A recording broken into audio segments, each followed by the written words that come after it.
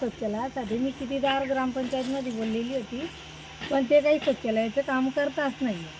आणि ते काम झालं पाहिजे याच्यासाठी आम्ही प्रस्ताव पण दिला होता, पण तो प्रस्ताव पासच नाही होत आहे. त्यासाठी मी विनंती करते की ते महिलांच्या सुधारासाठी करा, विनंती आहे. किती दिवस झाले स्लॅब पडून? स्लॅब पडून तर 2 वर्ष झाले. अच्छा. पुरुषांची की महिलांची शौचालय? महिलांची शौचालय. तशी पुरुषांच्या बी शौचालयात असतात काही ना काही, पण महिलांची जास्त कारणं असतात. ते महिला जास्त मध्ये जातात ना संडाशीमध्ये. पुरुष तसे बाहेर पण चालले जातात, त्याच्यानं त्यांना काही आढळत नाही एवढं. पण महिलांच्या शौचालयासाठी करायचं काहीतरी. सरपंच काही करता नाही का? सरपंच साहेब नाहीच म्हणता ना, मंदावरून ऑर्डर आल्यावरच आम्ही करणार काही पण काम. अच्छा. PRS लागतं म्हणतं त्याला. PRS नसला तर मी कसं काय काम करणार. किती नंबर वार्ड आहे हा? 2 नंबर वार्ड. अच्छा. 2 नंबर वार्डात तुम्ही आहे, अजून कोण कोण आहे? सचिन पाटील, अजून मीनाक्षी बाऊसकर, तुमचं नाव काय? कविता चौधरी.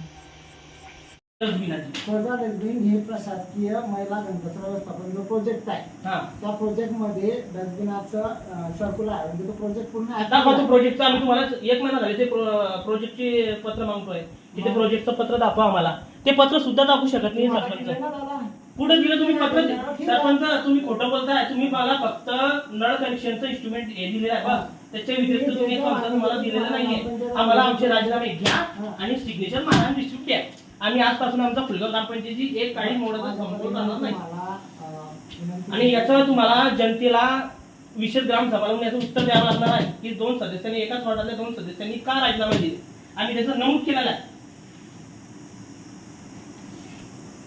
आजपासून आमच्या फुलगाव ग्रामपंचायतीशी काही संबंध राहणार नाही.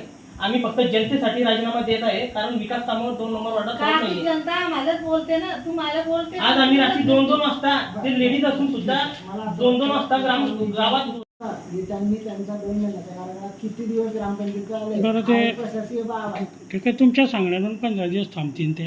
15 दिवसात तुम्ही त्यांचे काय ते धापे वगैरे काय विषय तो मार्गी लावू शकता. दादा एक विषय तुम्हाला सांगतो. विषय असा आहे की सरपंच जरी लोकनियुक्त असले तरी प्रशासकीय काही अडचणी आहेत. इथं ग्रामसेवकाशिवाय कोणीही काही करू शकत नाही. बरोबर. इथं प्रशासकीय बाजूला ग्रामसेवक. आता ग्रामसेवकचा आता प्रॉब्लेम आला, ऐकून घ्या शांभो.